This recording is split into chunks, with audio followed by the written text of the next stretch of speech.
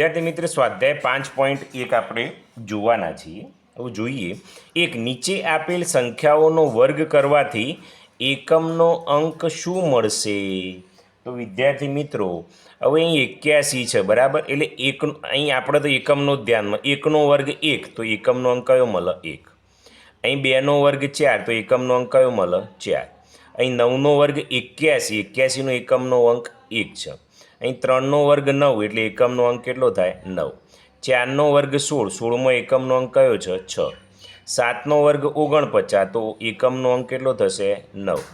8નો વર્ગ 64 તો એકમનો અંક કેટલો થશે? 4. અહીં 0 છે, 0નો વર્ગ 0 જ થાય. અહીં 6નો વર્ગ 36 તો એકમનો અંક કેટલો થશે? 6. 5નો વર્ગ 25 તો એકમનો અંક કેટલો થશે? 5. બોલો વિદ્યાર્થી મિત્રો, આવડે કે નહીં? આવડે, એકદમ ઇઝી છે. ચલો, ઓકે. હવે શું કહે છે? નીચેની સંખ્યાઓ માટે સ્પષ્ટ છે કે તે પૂર્ણ વર્ગ સંખ્યાઓ નથી. કારણસર સમજાવો. પૂર્ણ વર્ગ સંખ્યાઓ નથી, કેમ નથી એમ કહે છે. તો આપણને ખબર છે કે જે સંખ્યાઓ પૂર્ણ વર્ગ ન હોય, અહીં લખીએ હો જવાબ, પૂર્ણ વર્ગ ન હોય તેવી સંખ્યાના એકમના અંક કયા કયા હોય? એક તો આપણને ખબર છે, એક તો બગડો હોય, પછી તગડો હોય તો પણ પૂર્ણ વર્ગ ના હોય, સાતડો હોય અને આઠડો હોય. આ 4 અંક આવેલા હોય તો પૂર્ણ વર્ગ. વિદ્યાર્થી મિત્રો, આ ચેનલના પ્લેલિસ્ટમાં ધોરણ 5 થી 8ની ગણિતની ગાલાની નવી સ્વાધ્યાય પોથી, ધોરણ 6 થી 8ના ગણિતના ચોપડીના વિડીયો, ધોરણ 5ના વિડીયો, ધોરણ 4ના ગણિતના વિડીયો, ધોરણ 8 વિજ્ઞાનના વિડીયો, ગુજરાતી નિબંધ, એનએમએસ પરીક્ષા, જવાહર નવોદય પરીક્ષા, એ બધા જ વિડીયો મૂકેલા છે. તો એકવાર અવશ્ય જોઈ લેવા, જે તમને ઉપયોગી થશે. ના હોય. તમે જુઓ, અહીં સાતડો છે એટલે પૂર્ણ વર્ગ નથી. અહીં તગડો છે, અહીં આઠડો છે, અહીં બગડો છે, એટલે એ બધી કઈ છે? પૂર્ણ વર્ગ સંખ્યા નથી. ઓકે. હવે જે છે એ આપણે જોવાના. પછી તમે અહીં જોવો છો વિદ્યાર્થી મિત્રો, તો અહીં હવે તમારા મનમાં એ વિચાર થાય કે સાહેબ અહીં તો શૂન્ય આપેલી છે અને અહીં તો તમે શૂન્ય આપેલી નથી. પણ શૂન્યમાં નિયમ અલગ છે. શૂન્યમાં શું હોય? 2 શૂન્ય હોય અથવા 4 શૂન્ય હોય તો પૂર્ણ વર્ગ હોય. પણ પૂર્ણ વર્ગ હોય, પણ એકી સંખ્યામાં હોય તો ના હોય. તો વિદ્યાર્થી મિત્રો અહીં જુઓ 3 છે એટલે આ પણ પૂર્ણ વર્ગ નથી. અહીં તો બગડો છે એટલે નથી. આ પણ 3 છે એટલે આ એ નથી. અને અહીં 1 છે એટલે નથી. તો આ બધી જ સંખ્યાઓ કેવી છે? પૂર્ણ વર્ગ સંખ્યાઓ નથી. ઓકે, ચલો આગળ જુઓ. ત્રીજું, નીચે આપેલી સંખ્યાઓમાંથી કઈ સંખ્યાનો વર્ગ કરતો મળતી સંખ્યા એકી સંખ્યા હશે? એટલે એવી કઈ સંખ્યા છે તો એકી સંખ્યા હોય? જુઓ, હવે આપણે અહીં 1નો વર્ગ કરીએ તો કેટલો આવે? 1 આવે. અહીં 6નો વર્ગ કરીએ તો 36 એટલે એકમનો અંક 6 આવે. 9નો વર્ગ કરીએ 81 એટલે એકમનો અંક 1 આવે. 4નો વર્ગ કરો એટલે 16 આવે. તો અહીં કીધું વર્ગ કરતો મળતી સંખ્યા એકી હશે, તો જવાબ લખી દઈએ. તો એકી કઈ કઈ સંખ્યાઓ છે? એક તો આ એકી એટલે 431 આવશે. આ તો બેકી આવી એટલે આ ના આવે. આ એકી છે એટલે 7779 આવશે. અહીં ચોગડો છે એટલે આ એ સંખ્યા, અહીં છગડો છે એટલે આ સંખ્યા નહીં આવે. એટલે વિદ્યાર્થી મિત્રો આનો ત્રીજાનો જવાબ કયો આવ્યો? આ 2 સંખ્યાઓ આવી ગઈ. ઓકે. હવે વિદ્યાર્થી મિત્રો આપણે પેટર્ન શીખ્યા હતા. નીચેની પેટર્નમાંથી ખૂટતી સંખ્યાઓ જણાવો. 11નો વર્ગ આપણને ખબર છે 121 થાય, બરાબર. એટલે જો બોર્ડર છેલ્લા 1 અને 1 અને વચમાં 2 આવ્યો. હવે 101નો વર્ગ શું થાય? તો 1 1 તો આવે, 0 2 0 થયો. અહીં તમે જુઓ તો બગડો રહ્યો અને અહીં 2 શૂનો છે તો 2 શૂનો આ બાજુ આવી ગઈ અને 2 શૂનો આ બાજુ આવી ગઈ. હવે વિદ્યાર્થી મિત્રો તમે જુઓ તો અહીં સંખ્યા આપેલી છે, કેટલી શૂનો છે? 4 શૂનો છે, બરાબર. તો અહીં આમને ખોનું આપ્યું છે પણ કેટલું આપ્યું છે? નાનું આપેલું છે. તો અહીં જવાબ હું અહીં લખું છું. અહીં 4 શૂનો અહીં આવશે કારણ કે 4 આપેલી છે એટલે, અને 4 શૂનો અહીં આવશે. તો હું અહીં લખું, તમે જુઓ 1 મિનિટ, આ સંખ્યા જગ્યા ઓછી છે એટલે અહીં એકડો કરું, અહીં બગડો કરું અને અહીં એકડો કરું.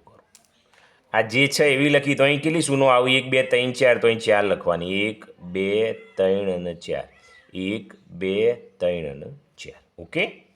હવે વિદ્યાર્થી મિત્રો અહીં જુઓ તો એકડો છે અને આ એકડો એટલે એકડો તો લખી જ દઈએ અહીં તો જગ્યા આપેલી છે તો આ એકડો કરું હું વચમાં કેટલી સંખ્યા આવશે 2 આવશે અને અહીં 1 આવશે. હવે શૂનો કેટલી લખવાની છે એ જો અંદર કેટલી છે 1 2 3 4 5 6 તો આ બધા 6 કરી દો 1 2 3 4 5 અને 6 1 2 3 4 5 અને 6 ઓકે. આ પેટર્ન તમારી પૂરી થઈ ગઈ વિદ્યાર્થી મિત્રો. બીજી પેટર્ન છે 11નો વર્ગ 121 101નો વર્ગ એટલે 10 201 ઉપર હતું એમ એનોય આપી દીધો. હવે અહીં સંખ્યા છે એ થોડી ચેન્જ થાય છે જુઓ 10 10 10 અને પછી 1નો વર્ગ છે તો આમાં શું કરવાનું છે તો વિદ્યાર્થી મિત્રો આમાં થોડું તમારે ધ્યાન આપવાનું થશે વિદ્યાર્થી મિત્રો બરાબર છે એમનેમ લખાય નહીં. હવે અહીં કઈ રીતે લખવાનું તો અહીં જુઓ તમે અહીં 1 છે એટલે બંને તો 1 1 છે જ પછી 0 છે તો આમાં કયો જવાબ આવશે 10 20 30 40 પછી આર્યો ચાલુ થાય 30 20 અને 1. હવે અહીં આપેલું છે અને અહીં શોધવાનું છે તો અહીં તો આવડશે 10 10 10 101 એનો વર્ગ આવશે બરાબર છે વિદ્યાર્થી. હવે આપણે આગળ જોઈએ થોડું ઝૂમ કરું સારું દેખાય.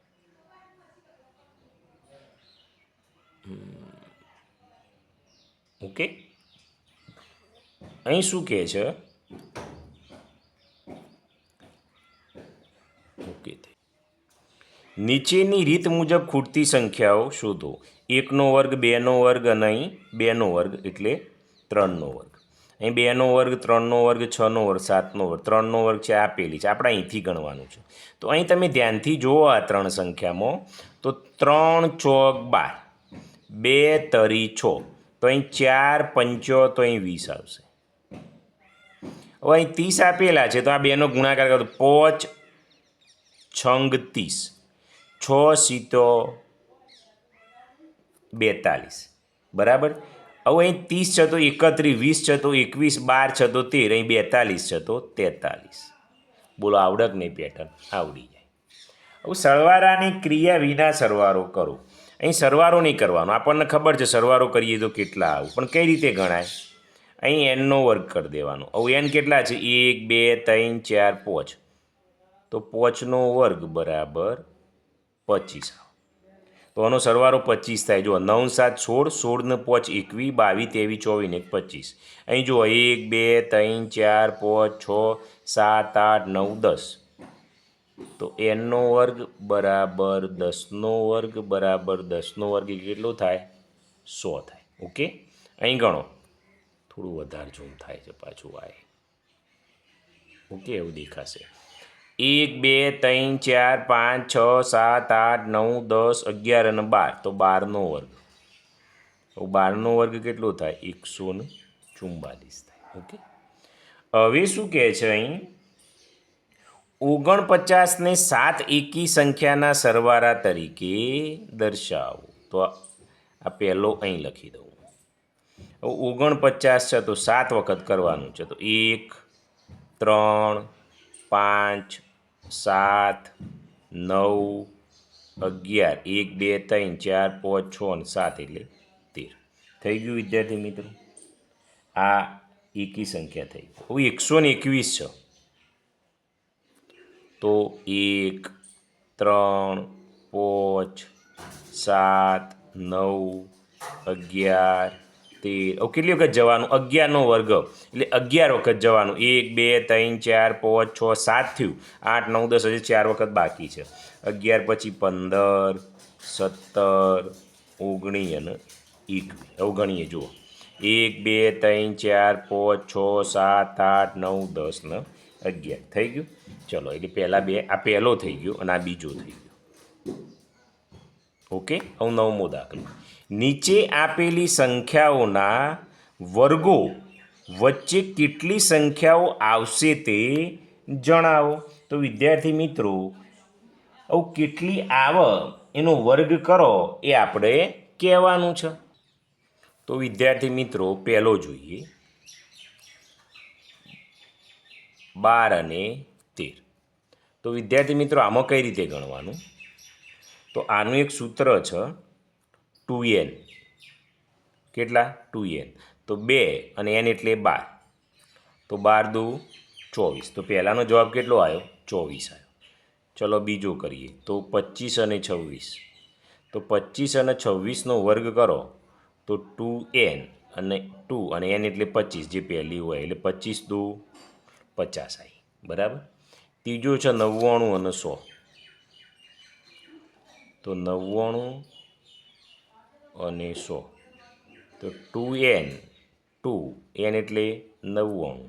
99 ગુણ્યા 2 2 9 18નો આઠડો વધી 1 2 9 18 ને 1 19. તો 198 હોય. તો અહીં વિદ્યાર્થી મિત્રો તમારો સ્વાધ્યાય પૂરો થાય છે. ગમો તો લાઈક કરો અને કોમેન્ટ કરો.